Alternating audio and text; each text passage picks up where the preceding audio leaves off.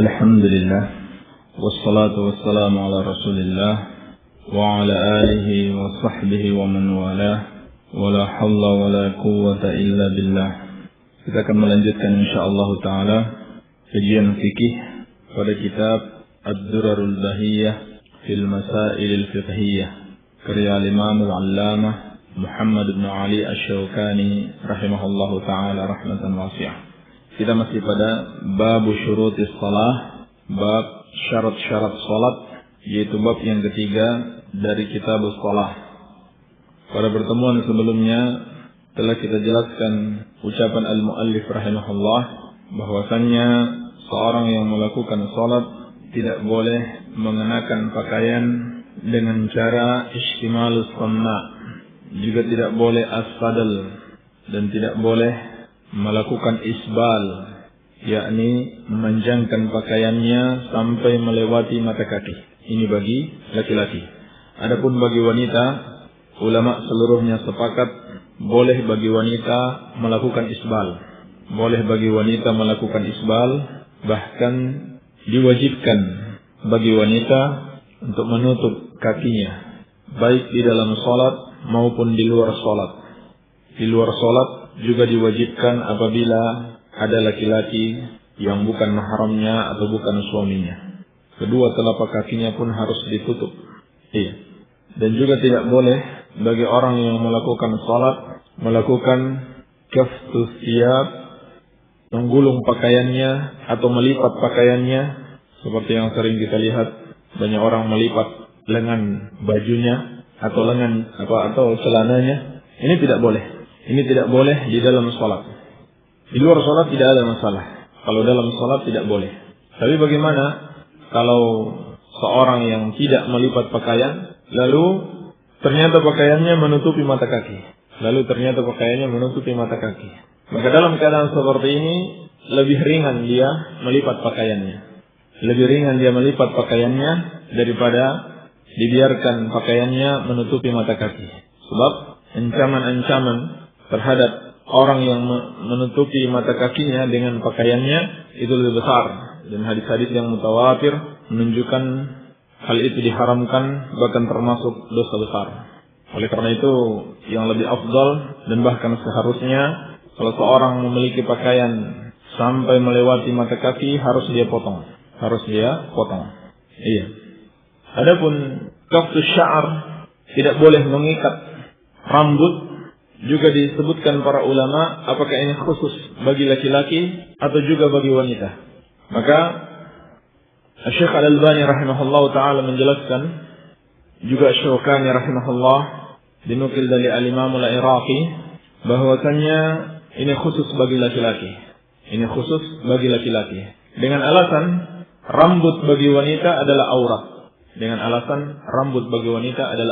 Tidak ada dalil yang sharih yang mengkhususkan bagi laki-laki, tetapi rambut bagi wanita adalah aurat. Kalau tidak diikat, maka dikhawatirkan rambutnya akan terlihat dan bisa membuat salatnya itu menjadi batal. Baik. Dan juga kalau kita perhatikan alasan yang lain, ada praktik-praktik sahabat membuka ikatan rambut orang yang lagi salat. Ini ada beberapa riwayat dari Ibnu Abbas dan dari sahabat yang lainnya. Ketika mereka melihat orang yang sedang sholat dan rambutnya diikat, dibuka, maka mereka membukanya. Dan yang dibuka itu adalah laki-laki. Baik. Dan juga telah kita jelaskan tidak boleh sholat dengan mengenakan pakaian sutra, karena hal tersebut haram bagi laki-laki. Maka tentunya sangat tidak pantas seorang menghadap Allah Subhanahu wa ta'ala dengan menggunakan sesuatu yang haram. Baik. Kita lanjutkan. Qala al-muallif rahimahullah, wala thawbi syuhratin, dan juga tidak boleh bagi seorang yang salat mengenakan pakaian syuhrah. Pakaian ketenaran. Apa yang dimaksud dengan pakaian ketenaran? Yaitu pakaian apabila seorang mengenakannya akan membuat dia terkenal. Kenapa? Karena berbeda daripada yang lainnya, asing daripada yang lainnya. Maka ini tidak dibolehkan. Hal ini tidak dibolehkan di dalam syariat. Berdasarkan sebuah hadis dari Ibnu Umar radhiyallahu taala anhuma, diriwayatkan oleh Imam Ahmad, Abu Dawud, Ibnu Majah dan yang lainnya, dan disahihkan oleh Syekh atau dihasankan oleh Syekh Al-Albani rahimahullah di dalam Sahih Al-Jami'. Nabi sallallahu alaihi wasallam bersabda, "Man labisa thawba syuhratin fid dunya, albasahu Allahu thawba mazallatin yaumal qiyamah." Man labisa thawba syuhratin fid dunya, barang siapa yang mengenakan pakaian ketenaran di dunia, albasahu Allahu thawba mazallatin yaumal qiyamah. Allah akan memakaikan baginya pakaian kehinaan pada hari kiamat. Man labisa thawba syuhratin fid dunya, albasahu Allahu thawba mazallatin yaumal qiyamah. Barang siapa yang menggunakan pakaian ketenaran di dunia, maka Allah akan memakaikan baginya pakaian kehinaan di akhirat atau pada hari kiamat. Dalam riwayat yang lain, albasahu Allahu yaumal qiyamah thawban mislahu thumma yalhabu fihi an-nar. Thumma yalhabu fihi an-nar. Dalam riwayat yang lain, albasahu Allahu yaumal qiyamah thawban mislah. Allah akan memakaikan baginya pada hari kiamat pakaian yang semisalnya, thumma yalhabu fihi an-nar. Kemudian api membakarnya. Maka hadis ini menunjukkan haramnya menggunakan pakaian ketenaran. Barangkali ini diantara dalil yang digunakan Syekh Ibnu Utsaimin rahimahullah di dalam Syarah Hilyah Talibul Ilmi. Antum baca, ini buku yang sangat bagus sekali. Syarah Hilyah Talibul Ilmi Syekh Ibnu Utsaimin. Beliau menjelaskan manakah yang sahih atau manakah yang dianggap sunnah. Nabi SAW menggunakan khamis, pakaian tarusan, mungkin yang biasa kita pakai, jubah.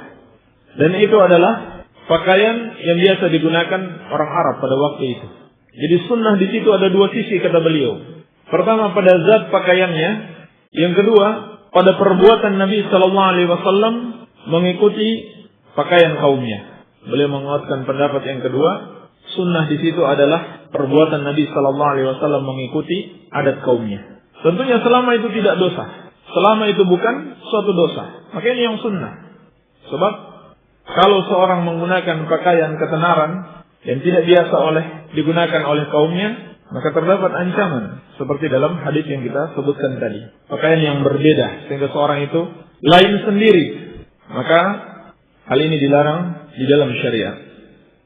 Yang lebih ironi lagi, ketika ada sebagian orang yang sudah mengenal salafi lalu tidak memakai jubah, itu kadang-kadang disalahkan. Iya, kadang-kadang disalahkan.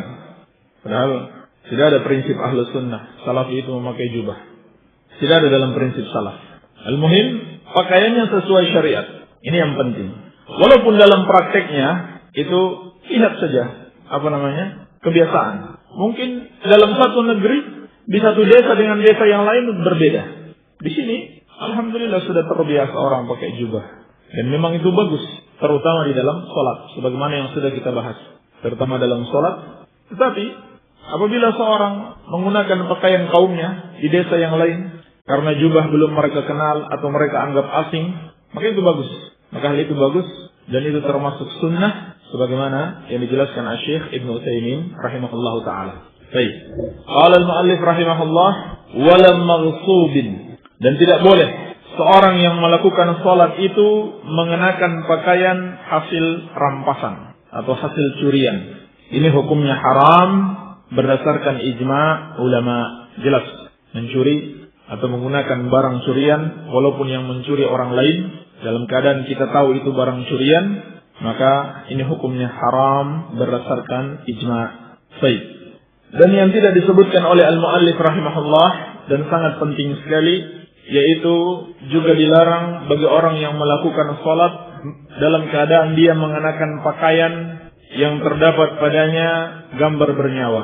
Ini jelas hukumnya haram, gambar bernyawa. Inna ashab hadhihi suwar yu'adzabuna yawmal qiyamah wa yuqalu lahum ahyu ma khalaqtum. Kata Nabi sallallahu alaihi wasallam, sesungguhnya para tukang gambar itu mereka akan diazab pada hari kiamat dan akan diperintahkan kepada mereka, hidupkan yang telah kalian ciptakan. Dalam riwayat yang lain, Inna asyaddan nasi azaban yaumal qiyamah al-musawwirun. Sesungguhnya yang paling keras azabnya pada hari kiamat adalah orang-orang yang menggambar. Orang-orang yang menggambar, yakni gambar bernyawa. Ini jelas hukumnya haram. Iya.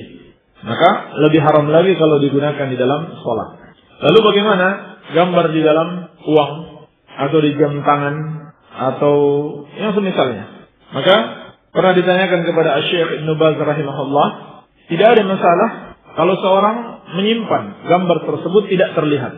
Tidak ada masalah kalau tidak terlihat. Walaupun sebagian ulama memakruhkan, seperti Imam Malik rahimahullah mengatakan hukumnya makruh, tidak boleh disimpan. Tapi dalam keadaan terpaksa, mungkin rumahnya jauh untuk menyimpan uangnya atau tidak ada tempat yang aman, maka tidak mengapa. Adapun apabila dia terlihat seperti gambar pada jam tangan atau bentuk salib, maka ini tidak boleh. Demikian yang dijelaskan Syekh Ibnu Baz rahimahullahu taala. Demikian pula yang tidak disebutkan oleh al-muallif rahimahullah, larangan salat dengan mengenakan pakaian yang terdapat a'lam. Yang terdapat apa? A'lam, garis-garis atau corak-corak atau tulisan-tulisan masuk juga di situ. Salat dengan menggunakan pakaian tertulis di belakangnya Ronaldo. Nomor berapa Ronaldo? Atau Guns N' Roses. Ya, ini tidak boleh. Sama dengan menggunakan sarung yang tertulis di situ filun jalis. Apa artinya? Gajah duduk. Gajah duduk, gajah berbaring, sama saja. Apalagi kadang-kadang ada gambarnya, gajah lagi duduk. Padahal belum tentu gajah bisa duduk. Gajah bisa duduk nggak? Baik, ini sama. Ini dilarang. Kalau seorang punya sarung tertulis gajah duduk, jangan dinampakkan. Atau Samarinda, cap mangga, jangan dinampakkan. Baik. Terdapat sebuah hadis dari Ummul Mukminin Aisyah radhiyallahu anha di dalam As-Sahihain. Beliau menceritakan, "Anna Nabiy sallallahu alaihi wasallam shalla fi khamisatin laha a'lam." Bahwasanya Nabi sallallahu alaihi wasallam salat dengan menggunakan khamis yang memiliki a'lam, corak-corak atau garis-garis atau tulisan-tulisan, masuk semua maknanya. Fa nazara ila a'lamiha nadratan. Anna Nabiy sallallahu alaihi wasallam shalla fi khamisatin laha a'lam fa nadhara ila a'lamiha nadratan. Lalu beliau sempat melihat dengan satu pandangan kepada corak-corak tersebut. Falamman sarafa, maka ketika Nabi sallallahu alaihi wasallam selesai dari salatnya, qala, beliau bersabda, "Idhabu bi khamisati hadhihi ila Abi Jahm." Idhabu bi khamisati hadhihi ila Abi Jahmin. Pergilah dengan membawa khamisku ini kepada Abu Jahm. Wa'tuni bi anbijaniyati Abi Jahmin. Wa'tuni bi anbijaniyati Abi Jahm. Dan datangkan kepadaku anbijaniyah, pakaian yang kasar, yakni terbuat dari wol yang tebal, milik Abu Jahm. Jadi ditukar. Karena ini hadiah dari Abu Jahm, tapi hadiah yang beliau berikan itu ternyata ada gambar-gambarnya atau ada corak-coraknya, maka diminta ditukar. Nabi sallallahu alaihi wasallam minta ditukar. Dan situ ada faedah. Nabi sallallahu alaihi wasallam menjaga apa? Menjaga perasaan sahabat ini yang menghadiahkan kepada beliau. Ini akhlak yang terpuji. Jadi minta ditukar saja, bukan dikembalikan hadiahnya. Ini tidak cocok bagiku, tidak. Tapi minta ditukar. Fa innaha alhatni anifan an salati.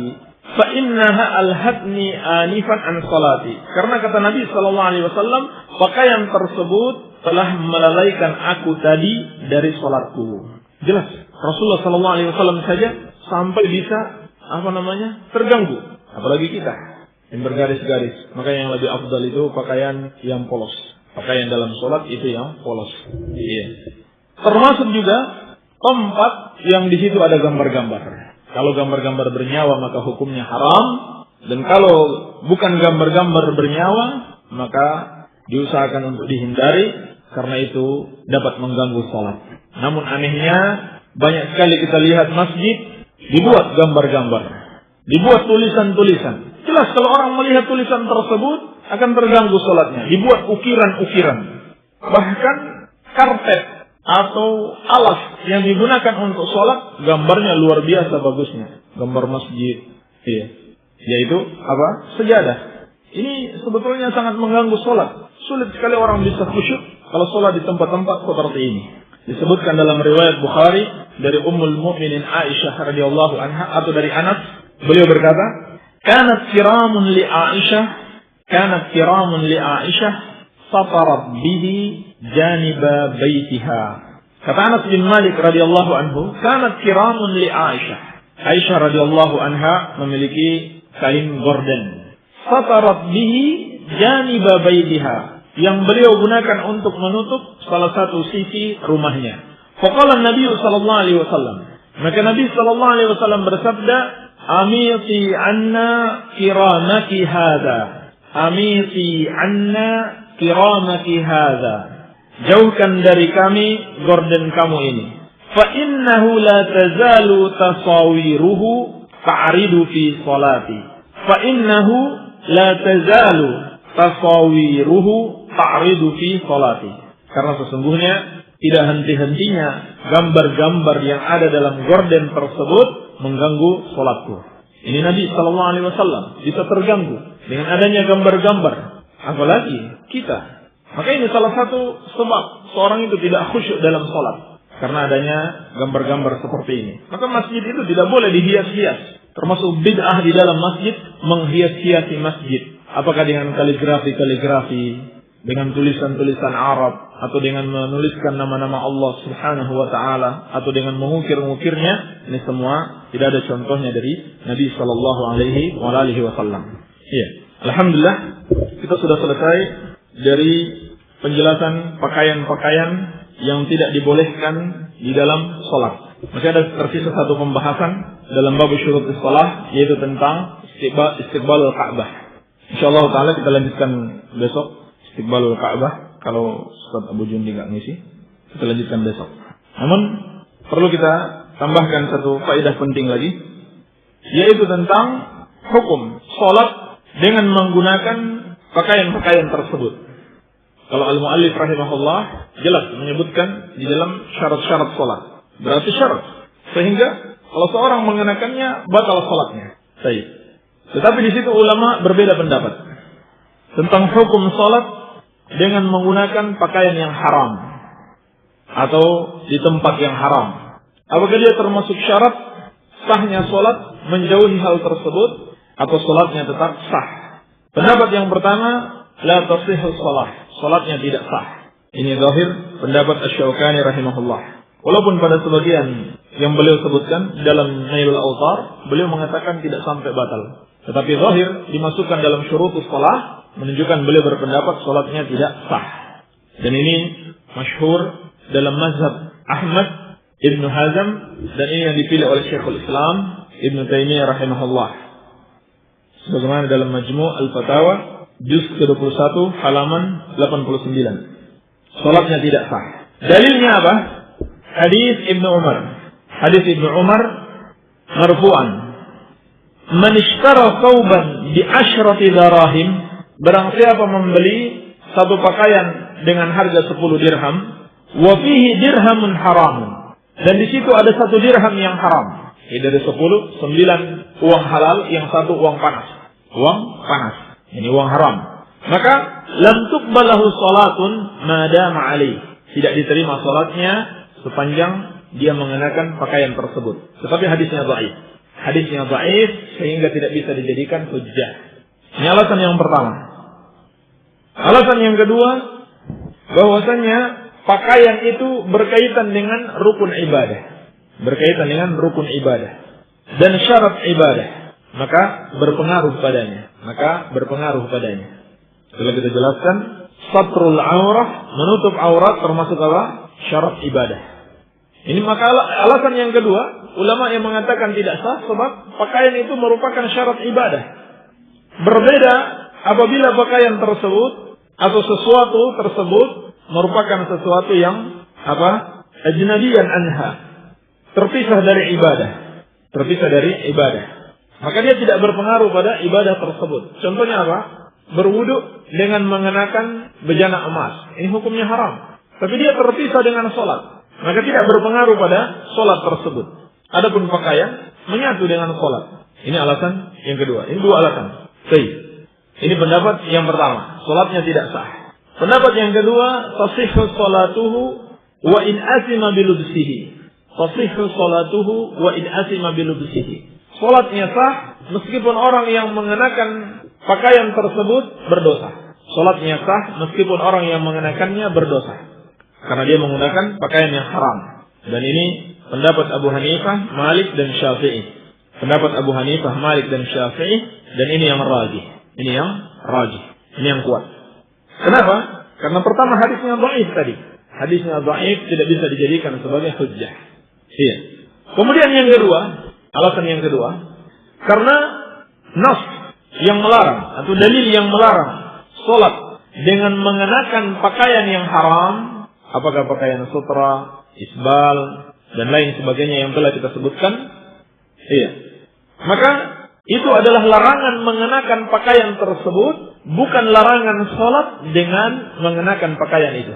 Bedakan, ya. Bedakan larangan mengenakan pakaian tersebut dan larangan salat dengan mengenakan pakaian itu. Jadi berbeda. Maka tidak bisa diterapkan di sini kaidah an-nahyu yaqtadil fasad. Tidak bisa diterapkan di sini kaidah an-nahyu yaqtadil fasad, sebab larangan di situ li amrin kharijin minhu, karena sesuatu di luar salat. La li dzatihi aw li juz'in minhu, bukan karena zatnya atau sebagian dari zat tersebut.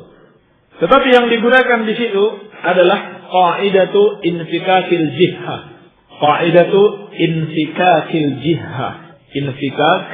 Infikak al-jihah. Ini kaidah yang disebutkan Ibnu Rajab di dalam qawaidnya.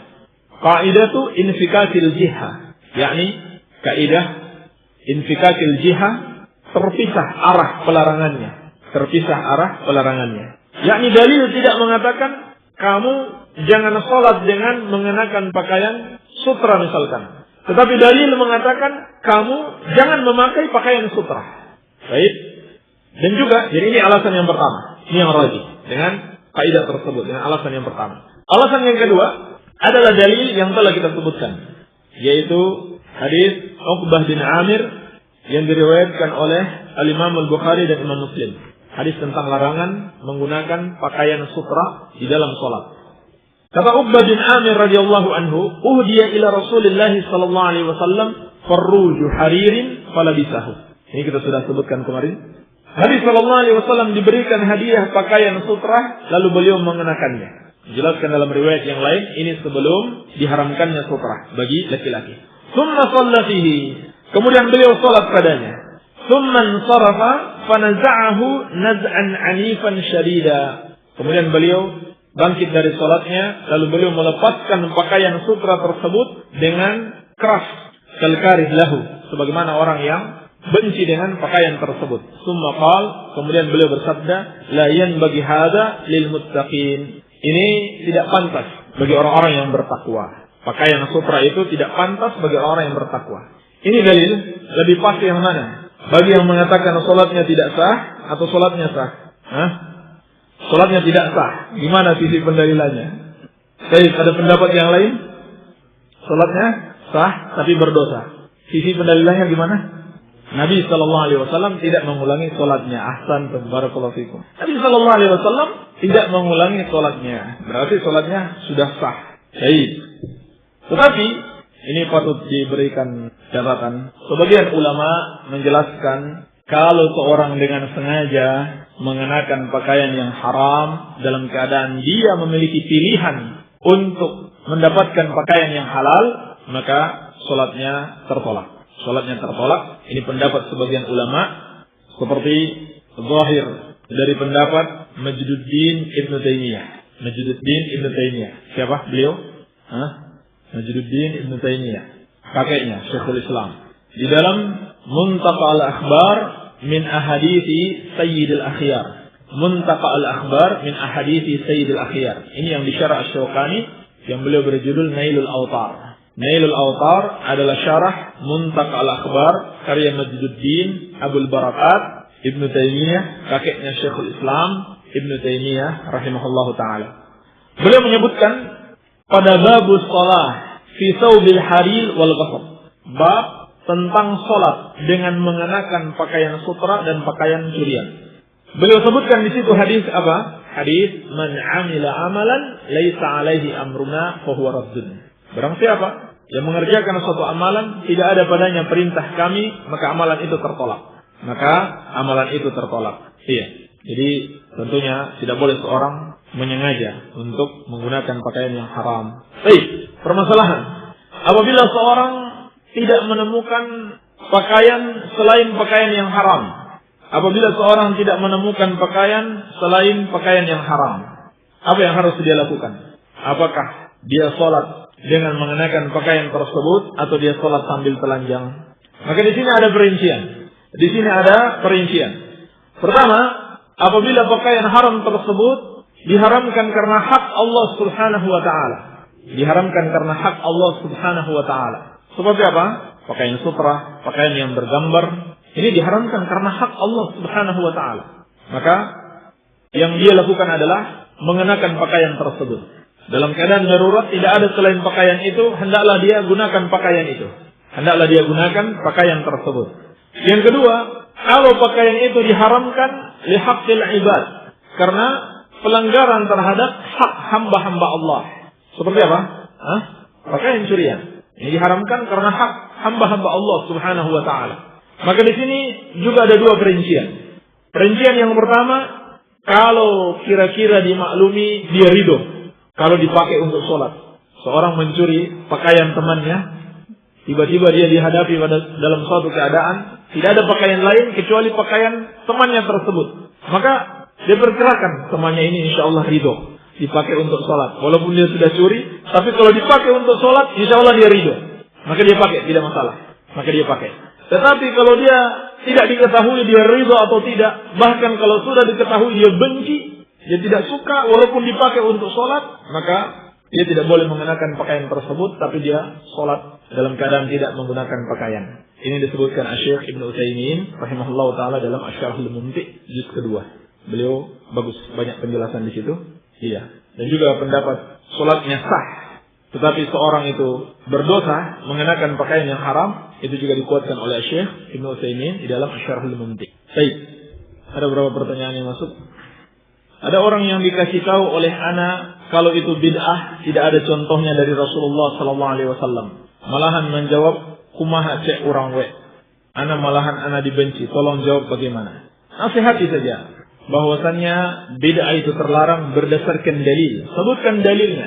Sebutkan dalilnya dan lebih bagus lagi kalau ditambah dengan ucapan-ucapan sahabat. Katakan padanya dengan dalil Al-Quran wa Sunnah. Maka inilah pentingnya kita mempelajari ilmu agama dan menghafal dalil sehingga bisa kita jelaskan kepada orang yang belum tahu. Assalamualaikum Ustaz. Waalaikumsalam. Ana punya teman. Kalau dia lagi kumpul-kumpul sama ana dan teman-teman, dia suka cerita apa yang terjadi dengan istrinya semalam kepada kami. Semua diceritakan. Kadang ana geli mendengarnya. Ustaz, apa itu dibolehkan? Ini hukumnya haram. Kalau itu berupa aib istrinya, maka itu termasuk ghibah.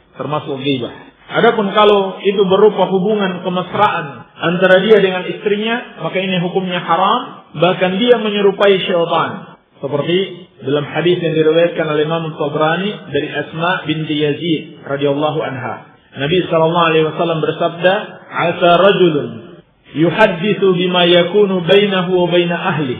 Mungkin ada di antara kalian yang menceritakan hubungan mesra antara dia dengan istrinya. Wa asamra'atun tuhadditsu bima yakunu bainaha wa baina zawjiha. Dan mungkin ada seorang wanita yang menceritakan kemesraan antara dia dengan suaminya. Maka kata Nabi sallallahu alaihi wasallam, "Fala taf'alu." Jangan kalian melakukan itu.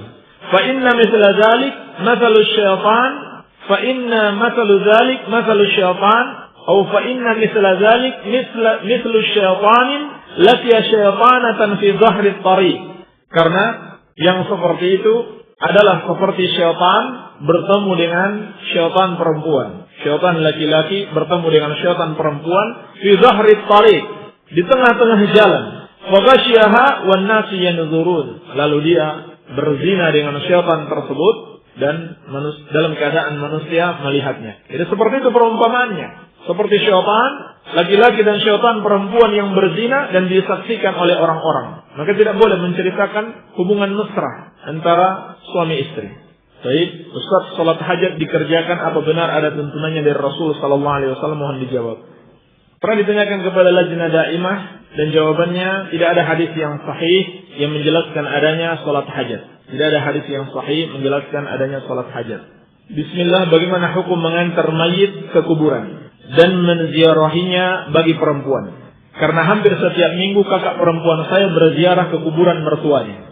Ini termasuk yang dikhilafkan para ulama. Bal ulama yang mensahihkan hadis, la'anallahu zairatil kubur. Allah melaknat para wanita peziarah kubur. Ini hadis Ibnu Abbas radhiyallahu taala anhuma. Maka mereka mengatakan hukumnya haram, jelas. La'anallahu zairatil kubur. Allah melaknat wanita-wanita peziarah kubur. Namun hadis tersebut didaifkan oleh sebagian ulama, di antaranya Syekh Al-Albani rahimahullah. Namun terdapat hadis yang sahih dari Abi Hurairah dan Hasan bin Thabit radhiyallahu anhuma, la'anallahu zawaratil kubur. Allah melaknat wanita-wanita yang sering berziarah kubur. Jadi penuturan penanya di sini, hampir setiap minggu kakak perempuannya berziarah ke kuburan. Ini termasuk yang sering berziarah kubur. Maka ini terlaknat. Yakni perbuatan itu terlaknat. La'anallahu zawaratil kubur. Allah melaknat wanita-wanita yang sering berziarah kubur. Maka hendaklah dinasihati untuk tidak memperbanyak ziarah kubur. Baik. Assalamualaikum Ustaz. Waalaikumsalam. Apakah darah bekam dan air mani najis? Darah bekam dan air mani tidak termasuk najis. Karena tidak ada dalil yang menjelaskan bahwa hal itu najis. Untuk mengatakan sesuatu itu najis harus berdasarkan dalil. Adapun yang najis adalah darah haid dan madi atau kencing. Adapun air mani dan selain darah haid maka itu tidak najis. Baik. Ustaz baca Al-Quran, jika nemu ayat yang dibaca artinya sangat mengerikan mengenai azab akhirat seorang yang dikehendaki oleh Allah Subhanahu wa taala, menjadi hati bergetar rasa takut. Tiba-tiba air mata berlinang membasahi muka yang kutanya, Ustaz, bagaimana keadaan seperti ini? Ditunggu jawabannya, terima kasih. Ini bagus. Ini bagus sekali. Apabila seorang membaca ayat-ayat Allah yang menjelaskan tentang azabnya, maka dia menangis karena takut kepada Allah Subhanahu wa taala. Ini masuk dalam makna sabda Nabi sallallahu alaihi wasallam dalam riwayat Bukhari tentang 7 golongan yang akan dinaungi pada hari kiamat. Di antaranya rajulun zakarallah fa fadat ainah. Seorang yang mengingat Allah lalu berlinang air matanya. Dan juga dalam hadis Ibnu Abbas radhiyallahu taala anhuma yang diriwayatkan ashabus sunan dan disahihkan oleh Syekh Al-Albani. Kata Nabi sallallahu alaihi wasallam, ainani la tusibuhum an-nar. Ada 2 mata yang tidak akan dibakar oleh neraka. Yang pertama, ainun bakat min khasyatillah. Mata yang menangis karena takut kepada Allah. Kenapa takut kepada Allah? Karena Allah maha keras siksanya, maha dahsyat azabnya, maka takut. Maka dia tidak akan diazab oleh neraka insyaallah taala apabila dia istiqamah sampai akhir hayat. Wa ainun batat tahrisu fi sabilillah. Juga tidak akan diazab mata yang bermalam dalam keadaan menjaga di jalan Allah Subhanahu wa taala. Assalamualaikum Pak Ustaz. Waalaikumsalam. Apakah yang dimaksud dengan syubhat? Syubhat apabila dalam akidah dan manhaj maksudnya adalah kerancuan-kerancuan, yakni hal-hal yang menyimpang untuk membuat kita ragu-ragu dengan agama kita. Itu namanya syubhat.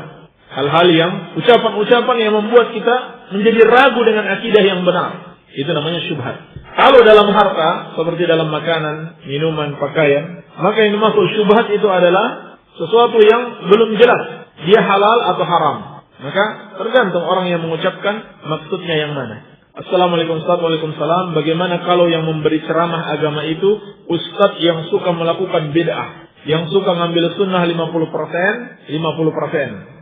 Maka jawabannya, kalau penceramah seperti ini tidak boleh kita ikut-ikutan menghadiri ceramahnya, menghadiri pengajiannya. Sebab Allah Subhanahu wa taala telah melarang hal tersebut. Sebagaimana dalam firman-Nya, "Wa idza ra'aital ladzina yakhuduna fi ayatina fa'rid 'anhum." Maka apabila engkau melihat orang-orang yang memperolok-olok ayat-ayat kami, maka berpalinglah dari mereka. Dijelaskan oleh Imam Syaukani dalam Fathul Qadir, makna ayat tersebut mencakup majelis ahlul bid'ah. Bahkan beliau mengatakan itu adalah majalis mal'unah, majelis-majelis yang terlaknat. Walaupun mungkin mereka tidak sengaja memperolok-olok ayat Allah, maksudnya tidak bermaksud, tetapi dengan penakwilan mereka atau dibawa maknanya kepada makna yang salah, maka itu termasuk dalam bentuk memperolok-olok ayat Allah, sehingga kita tidak boleh menghadiri majalis seperti itu. Kalaupun kita bisa mengatakan kita bisa ngambil yang baik dan meninggalkan yang buruk, sama saja, tetap tidak boleh. Sebab hadirnya kita di situ sudah bentuk ta'awun, bentuk menolong majelisnya sehingga semakin ramai. Bersamaan dengan itu bisa jadi orang tertipu melihat kita hadir di situ sehingga mereka beranggapan berarti majelisnya bagus. Karena si fulan yang dikenal dengan kesolehannya juga menghadiri majelisnya. Maka ini berbahaya menghadiri majalisul ilm. Bersamaan dengan itu juga akan memunculkan kecenderungan hati kepada orang tersebut, padahal dia adalah orang yang zalim. Dan Allah Subhanahu wa taala berfirman, "Wala tarkanu ilal ladzina zalamu fatamassakumun nar." Jangan kamu condong kepada orang-orang yang zalim sehingga kamu disentuh oleh api neraka. Jadi tidak boleh menghadiri penceramah yang seperti ini. Tetapi kenapa ustaz zaman sekarang kalau mau berdakwah tawasulan dulu? Apa dicontohkan atau diharuskan oleh Nabi Muhammad sallallahu alaihi wasallam? Apa yang dimaksud dengan tawasulan di sini? Kalau tawasulan sesuai syariat maka dibolehkan. Tetapi kalau tawasulannya bid'ah seperti dengan menggunakan nama-nama orang-orang saleh atau nama nabi seperti ucapan ya Rabbi bil Mustafa balligh maqasidana, ini bid'ah. Tidak ada contohnya dari Rasulullah sallallahu alaihi wasallam, maka ini termasuk majelis yang harus dihindari. Apalagi tawasul yang syirik, seperti seorang yang berdoa kepada Syekh Abdul Qadir Jailani, ya Syekh Abdul Qadir Jailani, teruskan doaku kepada Allah. Dijadikan Syekh Abdul Qadir Jailani sebagai perantara untuk meneruskan doanya kepada Allah. Ini syirik besar yang mengeluarkan pelakunya dari Islam. Maka tidak boleh menghadiri majelis seperti ini. Adapun kalau tawasulnya sesuai syariat, maka tidak mengapa. Assalamualaikum Pak Ustaz. Waalaikumsalam. Harus bagaimanakah supaya doa bisa terkabul? Secara singkat, di antara perkara-perkara yang dapat mengabulkan doa seseorang adalah mendekatkan diri kepada Allah Subhanahu wa taala dengan amalan-amalan wajib dan amalan-amalan sunnah. Kemudian hendaklah dia berdoa dengan didahului memuji Allah Subhanahu wa taala dan bersalawat kepada Rasulullah sallallahu alaihi wasallam. Dan hendaklah memilih waktu-waktu yang mustajabah, waktu-waktu yang baik untuk berdoa. Di antaranya pada sepertiga malam yang terakhir. Dan hendaklah seorang yang menginginkan doanya dikabulkan, dia selalu menolong dan membantu hamba-hamba Allah Subhanahu wa taala, karena Allah akan menolong siapa yang menolong hamba-hambanya. Dan juga hendaklah dia menghindari perbuatan zalim kepada hamba-hamba Allah Subhanahu wa taala, dan juga hendaklah dia perhatikan makanannya, minumannya, pakaiannya, tempat tinggalnya, kendaraannya, apakah dari yang halal atau dari yang haram. Perhatikan, pastikan semua itu dari yang halal. Ini perkara-perkara yang dapat membantu terkabulnya doa. Assalamualaikum Pak Ustaz. Waalaikumsalam. Misalnya saya berjualan, akan tetapi barang yang dijual tersebut untungnya 100%, bagaimana hukumnya? Untungnya sampai 100%, bagaimana hukumnya? Pertama, tidak ada suatu batas maksimal atau minimal berapa besar untung seorang pedagang di dalam syariat. Tidak ada dalil yang membatasi minimal atau maksimal besarnya keuntungan seorang pedagang di dalam syariat. Hanya saja yang dicela dalam syariat apabila seorang menjual harga tidak wajar, ya, melebihi harga yang wajar. Karena dia lihat pembelinya masih lugu maksudnya belum tahu harga, belum ngerti harga pasaran, lalu dia naikkan harganya setinggi langit. Maka ini yang tercela. Adapun kalau dia mendapatkan keuntungan 100%, tetapi itu masih harga yang wajar, maka tidak masalah. Bahkan disebutkan dalam riwayat Bukhari dari Urwah, anna Nabi sallallahu alaihi wasallam a'tahu dinaran. Bahwasanya Nabi sallallahu alaihi wasallam memberikan kepadanya 1 dinar. Yashtari lahu bihi syatan, untuk membelikan bagi Nabi sallallahu alaihi wasallam seekor kambing. Fashtara lahu bihi syatain faba'a ihdahuma. Lalu ternyata 1 dinar ini dibelikan 2 kambing. Namun salah satunya dijual kembali bidinarin dengan harga 1 dinar lagi. Jadi berapa untungnya? 100 atau 200? Dibeli berapa dia beli? 1 ekor berapa dia beli? Berapa 1 ekor dia beli? 1,5 dinar. Baik. Tetapi dia jual 2 dinar. Berapa persen ini? 100 atau 200? Baik, tanya aja sama pedagang. Waja'ahu bidinarin wa syatin.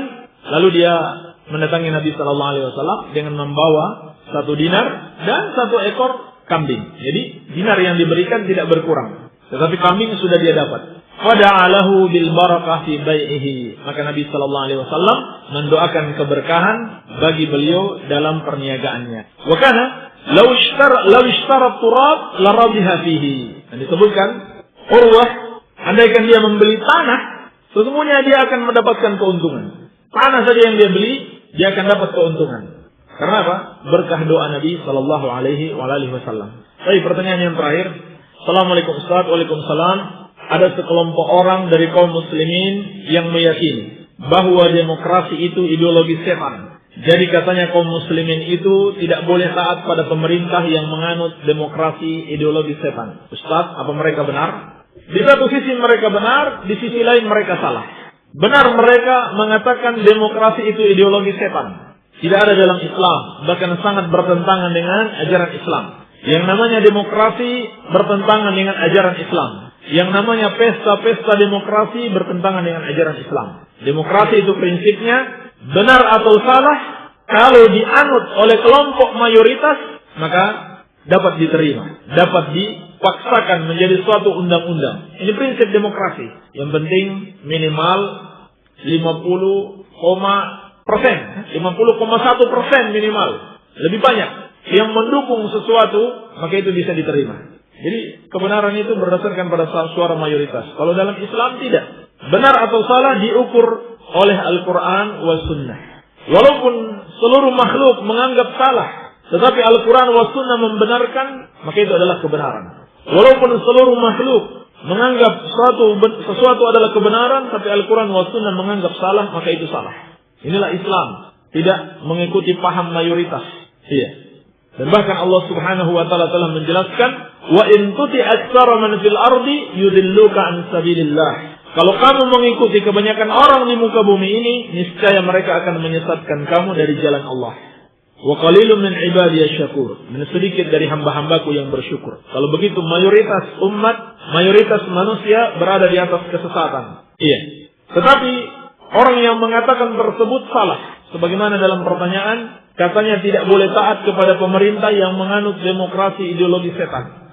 Kita katakan ini salah apabila pemerintah tersebut masih pemerintah muslim. Masih pemerintah muslim. Karena seorang muslim yang melakukan dosa-dosa besar tidak sampai mengeluarkan dia dari Islam. Bahkan meskipun dia melakukan kekafiran, tidak otomatis dia menjadi kafir. Seorang muslim yang melakukan perbuatan kekafiran dan kesyirikan, tidak otomatis dia menjadi kafir. Kenapa? Harus ada syarat-syarat yang terpenuhi dan hilangnya penghalang-penghalang. Maka selama dia masih muslim, walaupun dia menyimpang melakukan kesesatan, Nabi kita yang mulia, kalau kita masih percaya dengan beliau, Nabi sallallahu alaihi wasallam memerintahkan kita untuk tetap taat kepadanya. Dan hadis-hadisnya banyak sekali. Di antaranya dalam hadis Ibnu Abbas radhiyallahu taala anhuma dalam riwayat Bukhari dan Muslim. Kata Nabi sallallahu alaihi wasallam, "Man ra'a min amirihi syai'an yakrahuhu falyasbir 'alaihi, fa innahu man faraqal jama'ata shibran famata illa mata mitatan jahiliyah." Barang siapa yang melihat dari pemimpinnya sesuatu yang tidak dia sukai, yakni perbuatan maksiat, perbuatan yang menyimpang, maka hendaklah dia bersabar. Apa kata Nabi sallallahu alaihi wasallam? Hendaklah bersabar. Karena barang siapa yang memisahkan diri dari jamaah, yakni tidak mau taat kepada pemerintah kaum muslimin, sejengkal saja, kemudian dia mati, maka dia mati seperti mati jahiliyah. Jika Nabi sallallahu alaihi wasallam telah mengabarkan dalam hadis Abdullah bin Mas'ud dalam riwayat Bukhari dan Muslim, "Innakum satarawna ba'di asaratan wa umuran tunkirunaha." Sesungguhnya kalian akan melihat setelahku para pemimpin yang egois dan para pemimpin yang melakukan kemungkaran yang kalian mengingkarinya. Lalu sahabat bertanya, "Ma ta'muruna ya Rasulullah?" Apa yang kau perintahkan kepada kami ya Rasulullah kalau kami dapati pemimpin seperti ini? Qala addu ilaihim haqqahum wasalullaha haqqakum. Kata Nabi sallallahu alaihi wasallam, tunaikan hak mereka dan minta kepada Allah hak kalian. Jadi apa? Kata Nabi sallallahu alaihi wasallam, apakah membangkang atau memberontak? Tidak. Tapi kata Nabi sallallahu alaihi wasallam, tetap tunaikan hak mereka. hak untuk didengarkan dan ditaati. Dan minta kepada Allah hak kalian, yakni berdoa. Supaya Allah memberikan pengganti pemimpin yang baik atau membenarkan pemimpin yang sudah ada. Ini yang seharusnya, doa. Hadis yang terakhir dari Wail bin Hujur dalam riwayat Muslim. Qulna ya Rasulullah, sahabat bertanya, ya Rasulullah, ara'aita in kana 'alaina umara yamna'una haqqana wa yas'aluna haqqahum. Ya Rasulullah, apa pendapatmu apabila di antara kami ada para pemimpin yang menahan hak kami dan hanya meminta hak mereka? Ini hak masyarakat ditahan, uang masyarakat dikorupsi dan lain sebagainya. Tetapi masyarakat dituntut untuk menunaikan hak para pemimpin. Faqal, apa kata Nabi sallallahu alaihi wasallam? Apakah beliau katakan berontak saja, membangkang saja? Tidak. Beliau katakan isma'u wa ati'u. Tetap dengar dan taatlah kepada pemimpin kalian. Fa innama 'alaihim ma hummilu wa 'alaikum ma hummiltum. Fa innama 'alaihim ma hummilu wa 'alaikum ma hummiltum. Karena sesungguhnya atas mereka dosa yang mereka pikul atau yang dipikulkan atas mereka dan atas kalian dosa kalian. Jadi kalau mereka berbuat salah, ya dosa-dosa mereka. Kalau kita berbuat salah kepada mereka, maka kita akan mendapatkan dosa. Iya. Jadi sepanjang dia masih muslim, belum terpenuhi syarat-syarat pengkafiran, maka wajib bagi kita untuk tetap taat kepada pemimpin tersebut. Ini saja yang bisa kita sampaikan. Semoga ada manfaatnya. Subhanakallahumma wa bihamdika, asyhadu an la ilaha illa anta, astaghfiruka wa atubu ilaik. Wa sallallahu ala nabiyyina Muhammadin wa alihi wasallam. Wa akhiru da'wana alhamdulillahi rabbil alamin. Alhamdulillah. Sekarang kita masuki sesi tanya jawab. Bagi para pendengar radio dakwah Salafiyah yang mau bertanya, silakan saja kirimkan pertanyaannya, baik ketika acara sedang berlangsung maupun di luar acara. Dan ini alhamdulillah sudah banyak pertanyaan yang masuk. Mudah-mudahan Allah mudahkan bagi Ustaz untuk menjelaskan pertanyaan-pertanyaannya. Sebagaimana tadi yang disampaikan, bagi yang bertanya dikirimkan melalui SMS ke nomor 085353020304. Bagi yang tidak memiliki handphone, bisa mengirimkan melalui surat ke alamat Radio Dakwah Salafiyah, Mahad An-Nur Al-Azhari, Jalan Papringan, Dusun Kedung Kendal, Desa Sindang Sari, Kecamatan Banjarsari, Kabupaten Ciamis. Sekali lagi saya sebutkan alamatnya, barangkali ada yang belum tahu atau yang ingin menghadiri langsung kajian-kajian di Radio Dakwah Salafiyah maupun di Mahad An-Nur Al-Azhari, silakan datang saja ke Jalan Papringan, Dusun Kedung Kendal, Desa Sindang Sari, Kecamatan Banjarsari, Kabupaten Ciamis. Itu mungkin informasinya. Langsung saja mungkin kepada Ustaz untuk menjelaskan pertanyaan yang telah masuk. Bismillahirrahmanirrahim. Wassalatu wassalamu ala Rasulillah ya ba'd. Ustaz, doa selamat yang Allahumma inna nas'aluka salamatan fid din dan seterusnya, bukannya benar dibaca setelah wirid, Ustaz? Ditunggu jawabannya. Saya tidak tahu dalilnya. Harus tahu betul sebelum kita baca apakah ada dalilnya atau tidak. Baik. Ustaz, bacaan ya Latif, ya Kafi, ya Hafid, ya Safi dan seterusnya, katanya Asmaul Husna, nama Allah yang baik, boleh dibaca dalam wirid. Apa benar, Ustaz?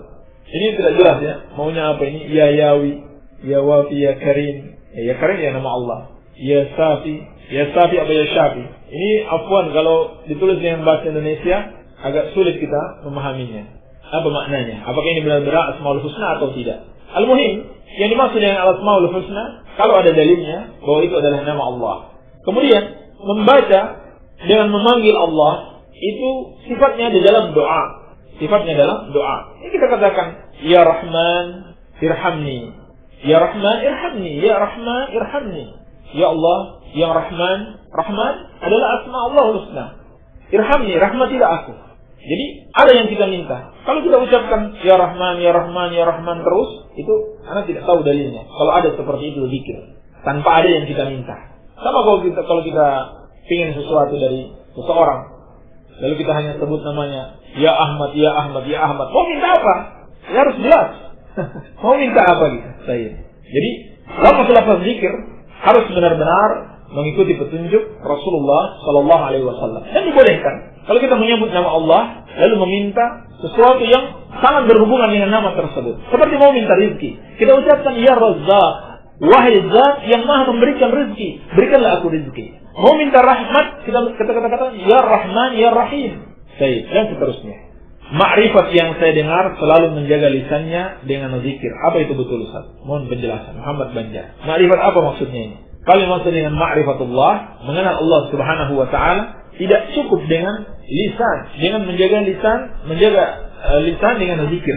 Zikir itu harus betul-betul nampak dalam seluruh kehidupan manusia, dalam lisannya, dalam perbuatannya, dan dalam hatinya. Dan yang paling terpenting dalam hatinya. Orang yang mengucapkan la ilaha illallah, benar-benar dia meyakini tidak ada yang berhak disembah selain Allah. Lalu dia selalu mengucapkan la ilaha illallah dan dia amalkan dengan anggota tubuh. Ini namanya ma'rifatullah. Ini namanya mengenal Allah Subhanahu wa taala. Mengenal Allah sebagai sesembahan yang hak berarti seorang meyakini tidak ada yang berhak disembah selain Allah. Dia selalu berzikir dengan la ilaha illallah dan dia tidak beribadah kepada selain Allah sedikit pun. Walaupun seorang mengucapkan la ilaha illallah dalam lisannya 1000 kali setiap hari, tapi dia berdoa kepada selain Allah, atau dalam hatinya dia menganggap ada selain Allah yang boleh disembah, percuma. Tidak ada manfaat zikir yang dia ucapkan, sebab dia tidak mengamalkannya. Jadi yang paling penting dalam zikir itu adalah mengamalkan kandungannya dan mengagungkan Allah di dalam hati. Maaf Ustaz, saya mau bercerita dulu. Dulu sebelum saya aktivis agama, saya pernah berpacaran. Sampai-sampai kami berjanji pacaran ini bisa sampai jenjang pernikahan. Tapi setelah saya tahu hukum-hukum Islam, saya tahu kalau pacaran tidak boleh. Pertanyaan saya, bolehkah kami berdua masih hubungan sampai sekarang hanya sekedar agar hubungan kami tidak terputuskan sampai kami menikah? Dan jika ini salah, berdosakah kami berdua? Baik, ini salah. Harus diputuskan hubungan apapun, hubungan khusus apapun antara laki-laki dan wanita sebelum terjadi pernikahan. Kan solusinya mudah saja, segera menikah, selesai masalah. Segera menikah, selesai masalah, insyaallah ta'ala. Dan sama-sama bertobat kepada Allah dan segera menikah. Jika suami atau istri meninggal lalu nikah lagi, apa mertua masih jadi mahram dan punya hak lebih terhadap cucu-cucunya atau keluarga baru mantu tadi? Sama saja. Mertua itu tetap mahram dan cucu-cucunya tetap cucunya. Cucunya tidak akan pernah bercerai dengan kakek neneknya. Suami istri bisa bercerai, tetapi anak dan orang tua, demikian pula anak dengan kakek neneknya tidak akan pernah bercerai selamanya. Iya. Dan tetap mahramnya. Walaupun ditinggal mati atau nikah lagi, tetap mahram. Tidak bisa menikah lagi antara mertua dengan mantunya. Baik, Ustaz doa ya Hayyu ya Qayyum, ya Badi'us samawati wal ard, ya Dzal Jalali wal Ikram, ya Allah la ilaha illa anta as'aluka. Afwan, yang tulisannya tidak jelas ya. Dan seterusnya. Apa arti yang dikandung doa itu dan kapan dibaca?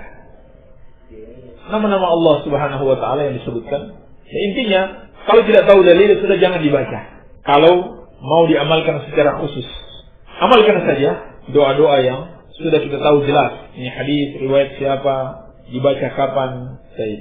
Kalau dibaca tidak ada pengkhususan waktu, berarti kapan saja kita boleh baca. Baik. Adapun dalam tempat-tempat tertentu dikhususkan, misalnya setiap habis sholat itu harus ada dalil yang khusus lagi. Apapun ini lafaz-lafaz doa yang dikirim ini agak susah dibaca, susah dipahami maknanya. Mungkin tulisannya kurang atau gimana. Baik. Oh ini ada.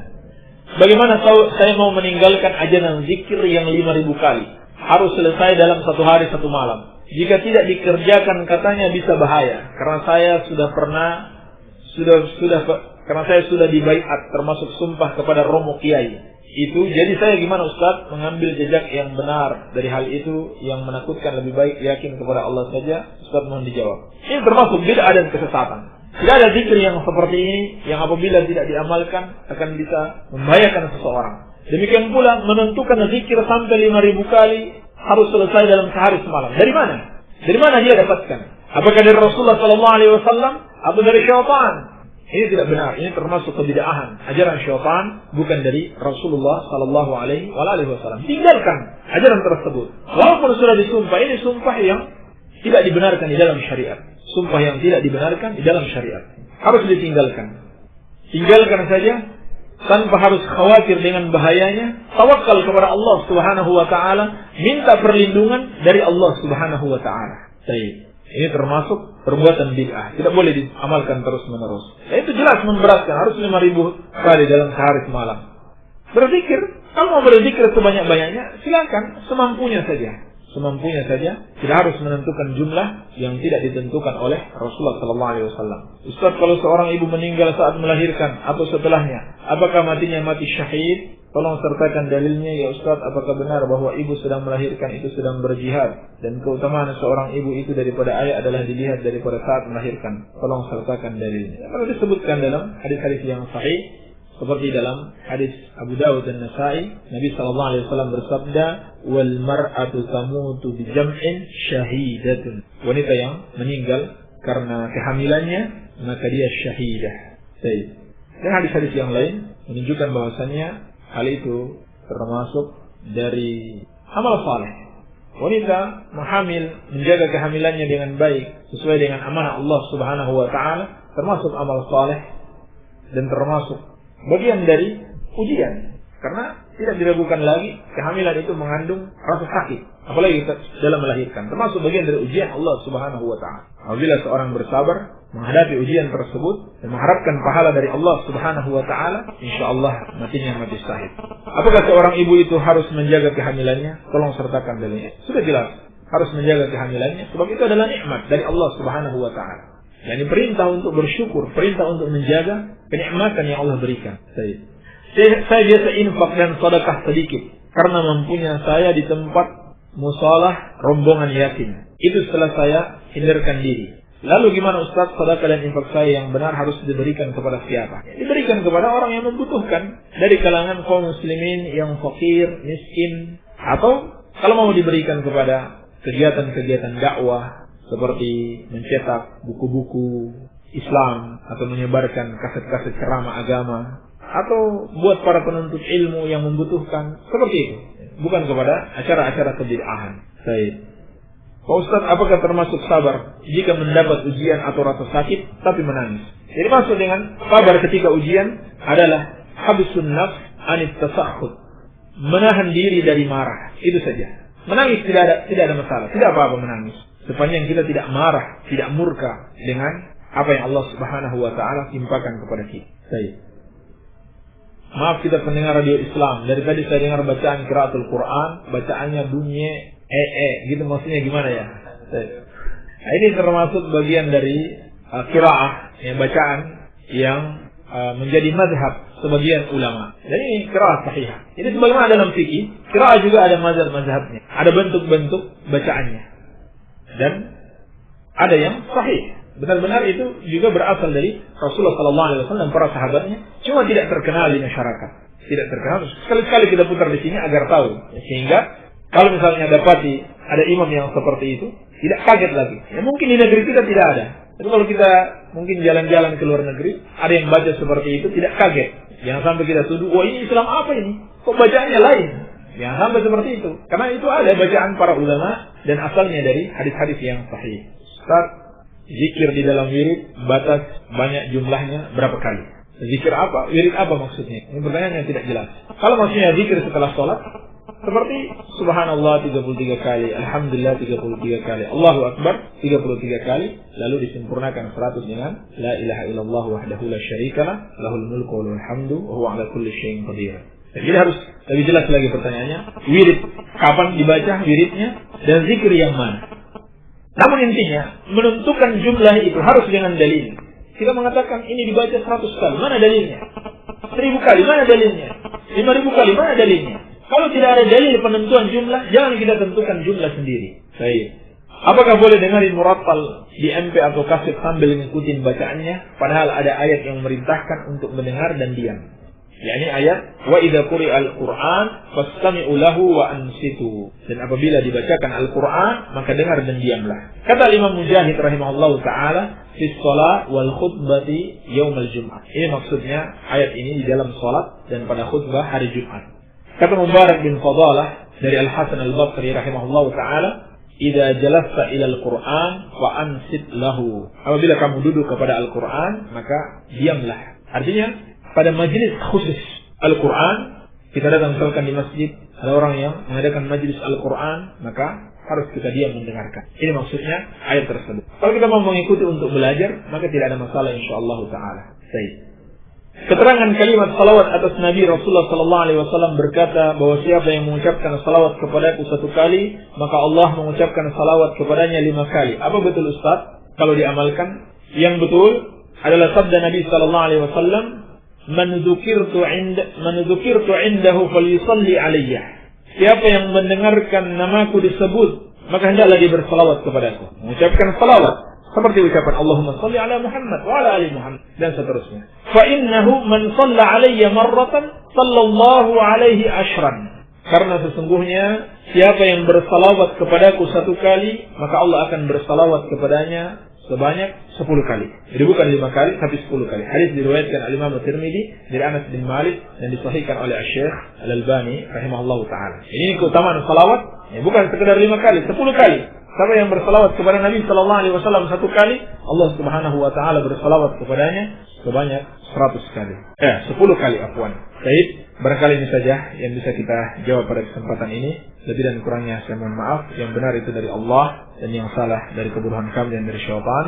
Subhanaka Allahumma wa bihamdika asyhadu an la ilaha illa anta astaghfiruka wa atubu ilaik. Wa sallallahu ala nabiyyina Muhammadin wa alihi wasallam. Walhamdulillahirabbil alamin.